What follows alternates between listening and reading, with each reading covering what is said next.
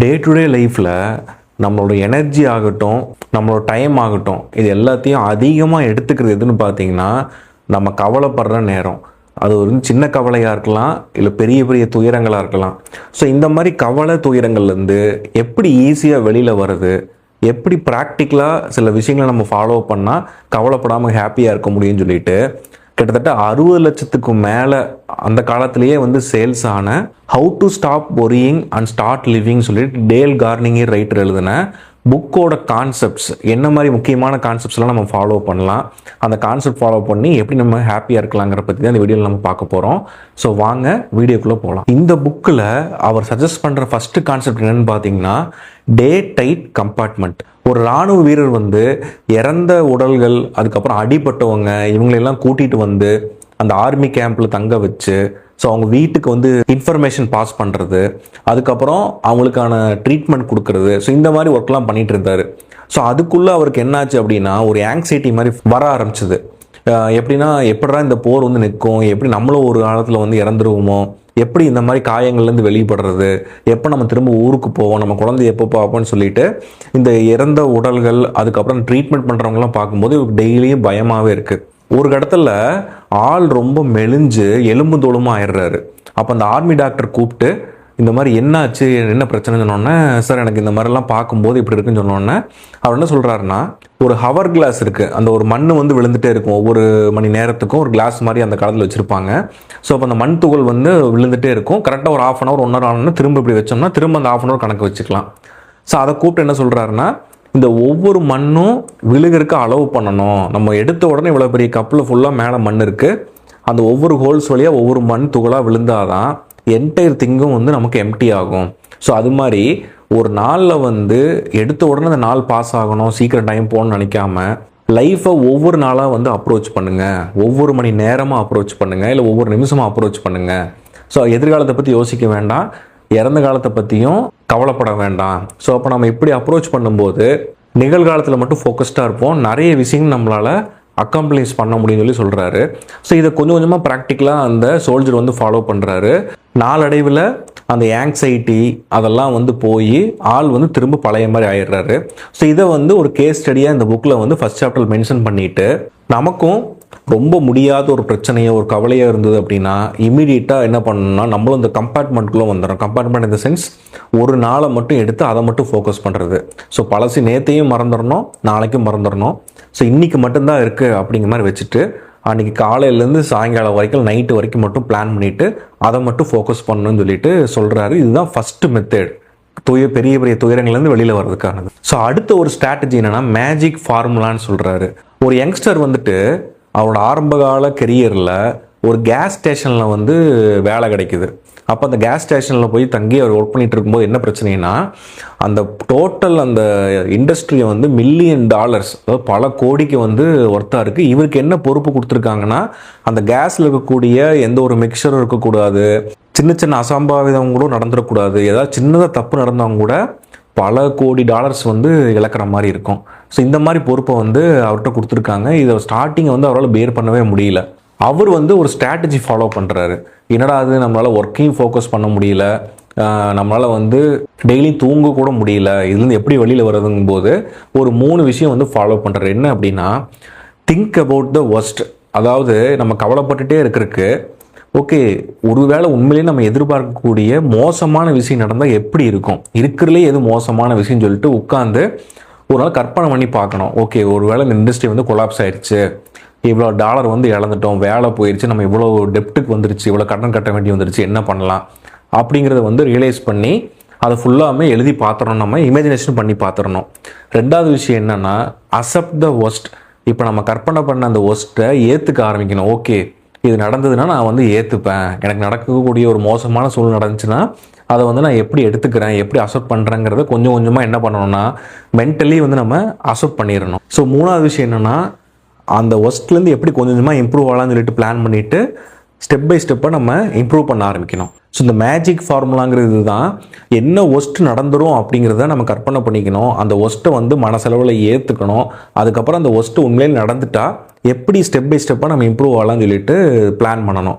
So இது மூணையும் பண்ணதுக்கப்புறம் என்னாச்சுன்னா அவரால் வேலையில் ஃபோக்கஸ் பண்ண முடிஞ்சுது, திரும்ப நல்லா எஃபிஷியண்ட்டாக ஒர்க் பண்ண முடிஞ்சுது, நல்ல ஒரு பொசிஷனுக்கு வந்துடுறாரு. ஸோ இது வந்து 2வது ஸ்ட்ராட்டஜியாக அவர் சஜஸ்ட் பண்ணுறாரு. ஸோ அடுத்த விஷயம் என்னென்னா, ஒரு பேரண்ட்ஸ்க்கு அவங்களோட குழந்தை வந்துட்டு ஒரு 5 வயசில் வந்து இறந்துருது. அதை வந்து அவங்களால ஏற்றுக்கவே முடியல. ஸோ இந்த சுச்சுவேஷனை எப்படி அவங்க கடந்து வந்தாங்கன்னு சொல்லி கேட்கும்போது அவர் ஒரு ஸ்ட்ராட்டஜி சொல்கிறார். என்ன சொல்கிறாருன்னா, ஃபிசிக்கலாக நீங்கள் மும்முரமாக ஒரு விஷயத்தில் இறங்கிருங்க அப்படிங்கிற மாதிரி சொல்கிறாரு. அதாவது எப்படின்னா, அவங்க குழந்தை இறந்ததை கிட்டத்தட்ட மாதக்கணக்காக அவங்களால அக்செப்ட் பண்ணவே முடியல. அவருக்கும் தூக்கம் இல்லாமல் ரொம்ப கஷ்டப்பட்டுட்டு இருக்காங்க. அப்போ வந்துட்டு என்ன முடிவு எடுக்கிறாருன்னா, சரி ஓகே நம்ம இப்படியே இருக்கிறதுக்கு என்னென்ன விஷயங்கள் பண்ணலாம். கண் முன்னாடி என்ன பண்ணுறாருன்னா, அந்த கட்டில் வந்து அவர் படுத்துருக்கக்கூடிய கட்டில் வந்து ரொம்ப நாள் டேமேஜாக இருக்குது. சரி உடனே இதை வந்து நம்மளே ஃபிக்ஸ் பண்ணலாம்னு சொல்லிட்டு இறங்குறாரு. அதுக்கு ஒரு 1 or 2 days ஆகுது. அதுக்கப்புறம் சரி ஜன்னல்லாம் ரெடி பண்ணலாம்னு சொல்லிட்டு இறங்குறாரு. அப்புறம் வீடெல்லாம் ரெடி பண்ணலாம் இறங்குறாரு. அப்புறம் கார்டன்ஸ் வந்து ரெடி பண்ணலாம்னு சொல்லிட்டு போகிறாரு. ஸோ இப்படி ஒவ்வொரு வேலையாக ஸ்டார்ட் பண்ண ஒரு 3 months 4 months ஆகுது. கிட்டத்தட்ட ஒரு 50% அந்த துன்பத்திலேருந்து வெளியில் வந்துடுறாரு. அவருக்கு ஓரளவுக்கு நார்மல் லைஃப் லீட் பண்ண ஆரம்பிச்சிடுறாரு. அதுக்கப்புறம் முடிஞ்ச அளவுக்கு ஃபிசிக்கலாக என்னென்ன ஒர்க்ஸ் எல்லாம் பண்ண முடியுமோ எல்லாத்துலேயும் இன்வால்வ் ஆகிடுறாரு. ஸோ அப்போ என்ன சொல்கிறாருன்னா, உங்களுக்கு பிடிச்ச ஒரு விஷயத்தில் ரொம்ப வந்து முழு மனசோட இறங்கி வேலை செய்யும்போது எவ்வளவு பெரிய துயரமாக இருந்தாலும் கஷ்டமாக இருந்தாலும் நம்ம அதிலிருந்து கொஞ்சம் கொஞ்சமாக வெளியில் வந்துடலான்னு சொல்லிட்டு அது ஒரு ஸ்ட்ராட்டஜி சொல்கிறாரு. ஸோ அடுத்த விஷயம் என்னென்னா, ஒரு லேடி ஆர்மி சோல்ஜர் இருக்காங்க. ஸோ இவங்க வந்து என்னென்னா, ஒரு வார் நடக்கும்போது இவங்க சம்மரியில் ஒர்க் பண்ணிட்டு இருக்காங்க, இந்த நீர்மூழ்கி கப்பலில். அப்போது எதிரி நாட்டுக்காரங்க வந்து கண்டுபிடிச்சிடுறாங்க, ஓகே இங்கே ஒரு சம்மரின் இருக்குது அப்படின்ட்டு. அப்போ வந்து அவங்க நிறைய அந்த பாம்ஸ் எல்லாம் வந்து வீசிடுறாங்க, போய் பட்டை ஒன்று வெடிக்கிற மாதிரி. ஸோ இப்போ என்ன ஆகுது அப்படின்னா, அவங்க அதில் தப்பிக்கிறதுக்காக கொஞ்சமாக மூழ்கி ஒரு இடத்துல போய் மாட்டி நிற்கிற மாதிரி ஒரு சுச்சுவேஷன் வந்துடுது. ஒரு 45 minutes வந்துட்டு அடுத்து என்ன நடக்கும், நம்ம உயிரோடு இருப்போமா இல்லையா அப்படிங்கிற மாதிரி நிலைமை வந்துடுது. ஸோ அப்போ அந்த ஒவ்வொரு நிமிஷமும் ஒவ்வொரு மணி நேரமும் ஏதோ 15 வருஷம் நம்ம வாழ்ந்த மாதிரி அவருக்கு அந்த ஒரு ஃபீல் கிடைக்கிது. அப்படியே ரொம்ப ஃபோக்கஸ்டாக எதை பற்றியும் யோசிக்காமல் எப்படி நம்ம தப்பிக்க போகிறோம்னு சொல்லிட்டு அதை பற்றி மட்டுமே யோசிச்சுட்டு இருக்காங்க. அப்போ வந்து அவங்களுக்கு ஒரு விஷயம் ஸ்ட்ரைக் ஆகுது. நம்ம இது வரைக்கும் நம்ம வாழ்ந்த லைஃப்பில் தேவையில்லாத சின்ன சின்ன விஷயங்கள்லாம் நினச்சி, பில்லு நம்ம லேட்டாக கட்ட போகிறோம், இன்றைக்கி கரண்ட்டு போயிடுச்சு, டிராஃபிக்கில் மாட்டிட்டோம், இந்த மாதிரி எவ்வளவோ சின்ன சின்ன விஷயங்கள் நினச்சி பல மணி நேரம் நம்ம வந்து செலவு பண்ணி கவலைப்பட்டுட்டு இருந்திருக்கோம். ஸோ அப்போ இந்த மாதிரி சின்ன சின்ன விஷயங்களுக்கு நம்ம முக்கியத்துவம் தரக்கூடாது. நம்ம லைஃப்பில் ஏதோ பெரிய சேலஞ்ச் வந்தோன்னா அதுக்காக கவலைப்படலாம், இது பண்ணலாம். ஆனால் ரொம்ப சின்ன சின்ன விஷயங்களுக்கு நம்ம லைஃப்பில் இருக்கக்கூடிய மணி நேரங்களை எப்போவுமே ஸ்பெண்ட் பண்ணக்கூடாதுன்னு சொல்லிட்டு ஒரு டிசிஷன் எடுக்கிறாங்க. அதே மாதிரி லைஃப்பை வாழ ஆரம்பிக்கிறாங்க, நிறைய விஷயங்கள் அச்சீவ் பண்ணுறாங்க, நல்ல ஒரு பப்ளிக் ஃபிகராக இம்ப்ரூவ் ஆகிறாங்க. ஸோ அடுத்த ஸ்ட்ராட்டஜி என்னென்னா, தி லா ஆஃப் ஆவரேஜ் அப்படின்னு சொல்லிட்டு ஒரு ஸ்ட்ராட்டஜி வந்து எக்ஸ்பிளைன் பண்ணுறாரு. அதாவது ஒரு லேடி வந்து பார்த்தீங்கன்னா, நம்ம தெனாலின்னு ஒரு படம் பார்த்துருப்போம், அதில் கமல்ஹாசன் வந்து எல்லாத்துக்குமே பயந்துட்டு இருப்பார். ஸோ அந்த மாதிரியான ஒரு மென்டல் ஸ்டேஜில் வந்து ஒரு லேடி இருக்கிறாங்க. அதாவது இப்போ ஒரு ஃப்ளைட்டில் போகலாம் அப்படின்னா உடனே ஆக்சிடென்ட் ஆயிருமோ, இல்லை ஒரு பைக்கில் போகலாம் அப்படின்னா நம்ம கீழே விழுந்துருவோமோ, இல்லை ஒரு இடத்துக்கு கேம்பில் போய் தங்கலாம் அப்படின்னா அங்கே வந்து நம்ம ஒரு மலையில் ஏறி ட்ரெக்கிங் போயிடலாம், அங்கேருந்து கீழே விழுந்துருவோம். இப்படி எல்லாத்துக்குமே வந்து நெகட்டிவான இமேஜினேஷனே உங்களுக்கு வந்துட்டு இருக்கு. அந்த லேடிக்கு மேரேஜ் ஆனதுக்கப்புறம் அவங்க ஹஸ்பண்ட் வந்து பார்த்தீங்கன்னா ஒரு பெரிய லாயராக இருக்கார். அவர் என்ன சொல்லித்தராரு அப்படின்னா, நீ வந்து ஒரு மோசமான விஷயத்தை கற்பனை பண்ணும்போது அதுக்கு நடக்கக்கூடிய பாசிபிலிட்டி பற்றி நீ யோசி, என்னென்னலாம் பாசிபிலிட்டி இருக்குது. இப்போ வந்து ஒரு ஃப்ளைட் ஆக்சிடென்ட் நடக்குது அப்படின்னா கிட்டத்தட்ட ஒரு 100 ஃப்ளைட் பறந்ததுன்னா ஒரு ஃப்ளைட் தான் ஆக்சிடென்ட்டில் மாட்டுறதுக்கு வாய்ப்பு இருக்குது. அதுலேயுமே வந்து தப்பிக்கிறதுக்கான வாய்ப்புகள் நிறைய இருக்குது. ஸோ அப்போ நீ தேவையில்லாத விஷயங்களை பற்றி நம்ம டைம் ஸ்பெண்ட் பண்ணக்கூடாதுன்னு சொல்லி இப்படி ஒவ்வொன்றா சொல்கிறாரு. ஒரு டைம் டென்ட்டில் அதே மாதிரி ஒரு ட்ரெக்கிங் போய் தங்குறாங்க ஹஸ்பண்ட் ஒய்ஃபாக. அப்போ வந்து பயப்படுறாங்க, இந்த டென்ட் பறந்துருமாட்டிருக்கு, நான் விழுந்துருமாட்டிருக்கு அப்படிலாம் சொல்லும்போது, இந்த டென்ட்டை வந்து கட்டினவங்க கிட்டத்தட்ட 1000கணக்கான டென்ட்டு கட்டியிருக்காங்க, 20 வருஷத்துக்கு மேலே எக்ஸ்பீரியன்ஸ் இருக்குது. ஸோ இவங்க வந்துட்டு ஒரு மோசமான டென்ட்டை கட்டுறதுக்கு வாய்ப்பு கிடையாது. ஸோ இப்போ தைரியமாக படுக்கலாம். ஸோ இந்த ஆவரேஜாக கணக்குப்படி பார்த்தா அவங்க கட்டினதில் ஒரு 1000 டென்ட்டில் ஒரு டென்ட்டு தான் வந்து பிஞ்சு போயிருக்கு. அது நம்மளோட டென்ட்டாக இருக்கிறதுக்கு வாய்ப்பு இல்லை. ஸோ இப்படி எல்லா விஷயத்தையும் அவர் என்ன பண்ணுறாருன்னா ஒரு கவுன்சிலிங் மாதிரி கொடுத்துட்டே வந்துட்டுருக்காரு. அப்போ ஒரு கட்டத்தில் அவங்களுக்கு நார்மல் லைஃப் வர ஆரம்பிச்சிடுறாங்க. ஸோ இப்போ ஒரு எடுத்தோன்னே ஒஸ்ட்டாக இமேஜினேஷன் பண்ணுறதை அவாய்ட் பண்ணிவிட்டு, ஓகே இது நடக்கிறதுக்கான வாய்ப்பு இல்லை, பாசிபிலிட்டி இல்லைன்னு சொல்லிட்டு ஒரு மேத்தமெட்டிக்கலாக அனலைஸ் பண்ணிட்டு ஒரு நார்மல் லைஃப்பை லீட் பண்ண ஆரம்பிச்சிடுறாங்க. ஸோ அடுத்த ஸ்ட்ராட்டஜி என்னென்னா, கோஆப்ரேட் வித் த இன்னெவிட்டபிள்னு சொல்கிறாரு. அதாவது தவிர்க்க முடியாத விஷயத்து கூட நம்ம வந்து எந்த அளவுக்கு ஒத்துழைச்சு போகிறோன்ட்டு இருக்கு. ஸோ அதுக்கு 3 விஷயம் என்ன சொல்கிறாருன்னா, நம்ம வந்து நம்மளால் எதெல்லாம் வந்து மாற்ற முடியாதோ அதை வந்து ப்ரே பண்ணியோ இல்லை நம்மளே வந்து அதை ஏற்றுக்க பழகிக்கணும்னு சொல்கிறாரு. ஒருவேளை நம்மளால் மாற்ற முடியும் அப்படின்னா அதை சேஞ்ச் பண்ணுறதுக்கான கரேஜ் வேணும்னு சொல்லிட்டு நம்ம ப்ரே பண்ணிக்கணும். இல்லை கடைசியில் இதை ரெண்டையும் பிரித்து பார்க்கறதுக்கான ஒரு நாலேஜ் நமக்கு வேணும்னு சொல்லிட்டு நம்ம ப்ரே பண்ணிக்கணும்னு சொல்கிறாரு. ஸோ இந்த விஷயம் வந்து ப்ராக்டிக்கலாக எனக்கு ஒரு எக்ஸ்பீரியன்ஸ் இருக்குது. ஸோ நான் வந்து ஒரு எக்ஸாம் ப்ரிப்பேர் பண்ணும்போது எனக்கு பக்கத்தில் இருக்கக்கூடிய ஒரு கோவிலில் வந்து பார்த்திங்கன்னா எவ்ரி மார்னிங் ஏர்லி மார்னிங்கே வந்து பாட்டு சத்தம் அது இதுன்னு வரும். ஸோ அது ரொம்ப நாளாக அதை நான் ப்ளேம் பண்ணிவிட்டு அதுக்கான ப்ரிப்பரேஷனுக்கு பண்ணாமல் இருந்தேன். ஸோ ஒரு கட்டத்தில் என்ன ஆச்சுன்னா, ஓகே அந்த டைமிங் பார்த்துட்டு ஏன் நம்ம நைட் டைம் வந்து அதுக்குன்னு ஸ்பேர் பண்ணக்கூடாது அப்படின்னு சொல்லிட்டு காலையில் அதை மாற்ற முடியாத விஷயத்தை அக்செப்ட் பண்ணிவிட்டு நைட்டில் இதுக்குன்னு கொஞ்சம் லேட் நைட் படிக்கலாம்னு சொல்லிட்டு பிளான் பண்ணி அதுக்குன்னு ஒரு ஸ்கெடியூல் பண்ணி படித்தேன். ஸோ அது எனக்கு ரொம்ப உபயோகமாக இருந்தது. ஸோ அப்போ மாற்ற முடியாத விஷயத்தை நம்ம கொஞ்சம் கொஞ்சமாக அக்செப்ட் பண்ணிவிட்டு நம்மளால் என்னென்ன விஷயங்களை மாற்ற முடியும்னு சொல்லிட்டு ஒரு கஷ்டமான சூழ்நிலை யோசிக்கும் போது கண்டிப்பாக அதுலேருந்து வெளியில் வரக்கான ஒரு சொல்யூஷன் கிடைக்கும்னு சொல்லிட்டு சொல்கிறாரு. ஸோ அடுத்த ஒரு ஸ்ட்ராட்டஜி என்னென்னா, ஸ்டாப் லாஸ் ஆன் ஒரி. அதாவது எப்படி இந்த ட்ரேட் மார்க்கெட்டு ஷேர் இன்வெஸ்ட்மெண்ட்லாம் இருக்கவங்களுக்கு தெரியும். நம்ம ஒரு ஷேர் வந்து ஒன்று வாங்குறோம்னா அது மேலே கீழே இறங்கிட்டே இருக்குது. இப்போ 100 ரூபாய்க்கு நீங்கள் வாங்குறீங்கன்னா 150 ருபீஸ்க்கு போகும், வெறும் 50 ருபீஸ்க்கும் வரக்கு வாய்ப்பு இருக்குது. அப்போ என்ன பண்ணுவாங்கன்னா, ஸ்டாப் லாஸ் அப்படிங்கிறது 70 ரூபா வந்தால் நீ வெளியில் வந்துடு, அதுக்கு மேலே நான் லாஸை ஏற்றுக்க முடியாது அப்படின்னு சொல்லிட்டு ஃபிக்ஸ் பண்ணுவாங்க. ஸோ இதே மாதிரி ஒரு இன்வெஸ்டர் என்ன பண்ணுறாருன்னா, இதை ஏன் நம்ம வந்து ப்ராக்டிக்கல் லைஃப்பில் அப்ளை பண்ணக்கூடாது? இவருக்கு என்னன்னா, ஒரு டைம் ஒரு மீட்டிங்கோ இதுக்கோ போகும்போது அவர் ஃப்ரெண்ட்ஸோ இல்லை கோவொர்க்கர்ஸோ ஒரு ஹோட்டலுக்கு வர்றதுக்கு ரொம்ப டிலே பண்ணுறாங்க. இந்த பிரச்சனை வந்து அவருக்கு ரொம்ப நாளாக இருக்குது. அவர் ரொம்ப ஒரி பண்ணிக்கிட்டே இருக்காரு. அப்போ என்ன பிளான் பண்ணுறாருன்னா, சரி ஒரு ½ அன் ஹவர் வெயிட் பண்ணுறது 15 மினிட்ஸ் வெயிட் பண்ணலாம், அதுக்கு மேலே அந்த கஷ்டத்தினால ஃபேஸ் பண்ண முடியாது, அதுக்கப்புறம் நான் ஸ்கிப் பண்ணிட்டு வேறு வேலைக்கு போயிடுவேன்னு சொல்லிட்டு அதுக்கு ஒரு ஸ்டாப் லாஸ் மாதிரி ஃபிக்ஸ் பண்ணுறாரு. ஸோ இந்த ஸ்டாப் லாஸ் அப்படிங்கிற விஷயத்தை வந்து நம்ம ப்ராக்டிக்கல் லைஃப்லேயும் அப்ளை பண்ணலான்னு சொல்கிறாரு. ஒரு ப்ராப்ளம் வருது அப்படின்னா நம்ம ஒரு 6 மாதம் ஒரு வருஷ கணக்கில் அதை நினச்சே நம்ம ஃபீல் பண்ணி நம்மளோட டோட்டல் லைஃப் டைமே நம்ம வேஸ்ட் பண்ணிடுவோம். ஸோ அதுக்கு ஒரு 3 மந்த்ஸ் 2 மந்த்ஸ் மாதிரி இதுக்கு மேலே என்னால் இந்த கஷ்டப்படுற விஷயத்தை பற்றி நினைக்க மாட்டேன், இதுலேருந்து வெளியில் வந்துடலாம்னு சொல்லிட்டு கொஞ்சமாக பிளான் பண்ணும்போது அந்த பெரிய துயரங்கள்லேருந்து ஈஸியாக வெளியில் வந்துடலாம்னு சொல்கிறாரு. இதுதான் ஸ்டாப் லாஸ் ஆன் ஒரி. ஸோ அடுத்த ஸ்ட்ராட்டஜி என்னென்னா, இப்போ ஒரு மரம் வெட்டும்போது எப்படி மண் துகள்லாம் வந்துட்டு வெளியில் போகுமோ அப்போ என்ன பண்ணுவாங்கன்னா, அந்த மரத்திலோட அவுட்புட் என்ன, ஒரு டேபிள் பண்ணுறாங்கன்னா டேபிளை மட்டும்தான் ஃபோக்கஸ் பண்ணிகிட்டு இருப்பாங்க, அந்த வெளியில் இருக்கக்கூடிய டஸ்ட்டை வந்து ஃபோக்கஸ் பண்ண மாட்டாங்க. அது மாதிரி நீங்கள் ஒரு பெரிய ஒரு டிஃபிகல்ட் சுச்சுவேஷனில் போயிட்டுருக்கீங்கன்னா அதோட அவுட்புட் என்னவாக இருக்கும், நான் எதை நோக்கி போயிட்டுருக்கேன், என் பர்பஸ் இல்லை, அதை மட்டும்தான் நீங்கள் ஃபோக்கஸ் பண்ணணும். உங்கள் சுற்றி நடக்கக்கூடிய சின்ன சின்ன பிரச்சனைகளை ஃபோக்கஸ் பண்ண வேண்டாம்.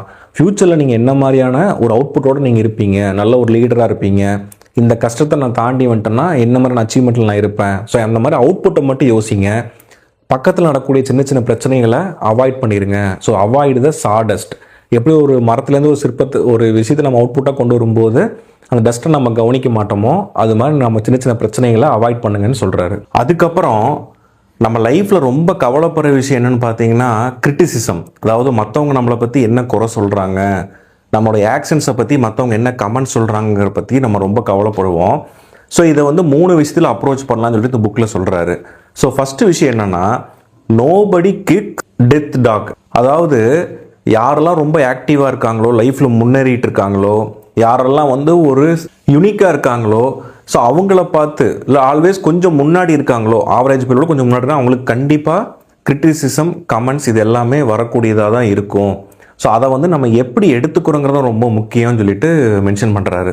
ஸோ அதுக்கு ஒரு எக்ஸாம்பிள் என்னென்னா, ஒரு பெரிய ரைட்டர், ஒரு நியூஸ் பேப்பர் ரைட்டரை பற்றி நிறைய கமெண்ட்ஸ் வருது, அவங்க சன்னை பற்றி ஃபேமிலியை பற்றிலாம் ரொம்ப நெகட்டிவாக போட்டு இதுக்கு ஆப்போசிட்டாக இருக்கக்கூடிய ஒரு காம்படென்ட் நியூஸ் பேப்பரை வந்து ரொம்ப திட்டி எழுதுறாங்க. ஸோ அப்போ அவர் வந்து போய் பேசும்போது ரொம்ப கூலாக இருக்கார். அப்போ வந்து கேட்குறாங்க, அப்போ தான் இவர் சொல்கிறாரு, யாருமே வந்து குறைக்காத நாயவோ இல்லை ஒரு ஆக்டிவாக உயிரோடு இருக்க நாயை வந்து தான் இல்லை தொந்தரவு பண்ணுவாங்க, இறந்த நாயை யாருமே வந்து உதைக்கவும் மாட்டாங்க, சீண்டவும் மாட்டாங்க.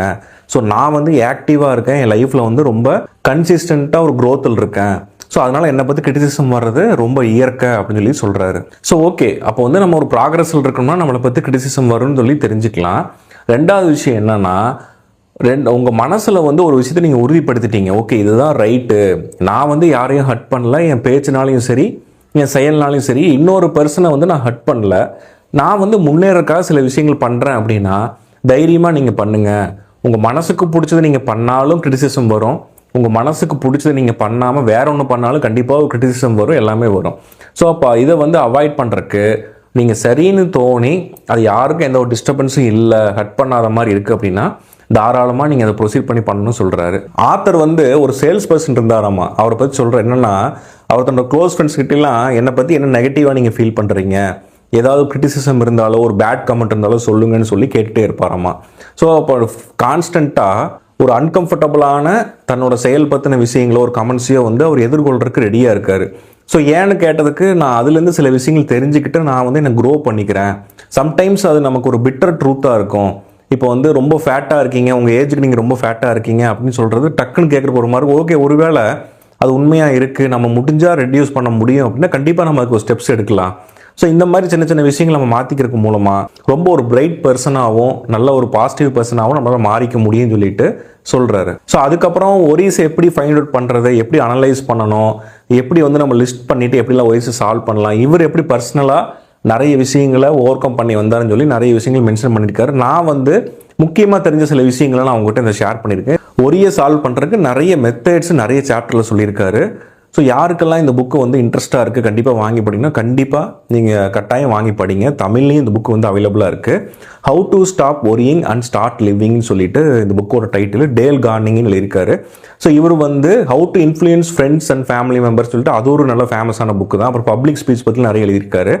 ஸோ டெஃபினட்டாக இந்த ஆத்தர் வந்து உங்கள் லைஃப்பில் ஒரு சின்னதாக ஒரு இம்பாக்ட் கிரியேட் பண்ணுவான்னு சொல்லிட்டு நான் நம்புகிறேன். ஸோ இந்த வீடியோ உங்களுக்கு யூஸ்ஃபுல்லாக இருக்குன்னு சொல்லிட்டு நான் நம்புகிறேன். ஸோ தேங்க்ஸ் ஃபார் வாட்சிங் திஸ் வீடியோ.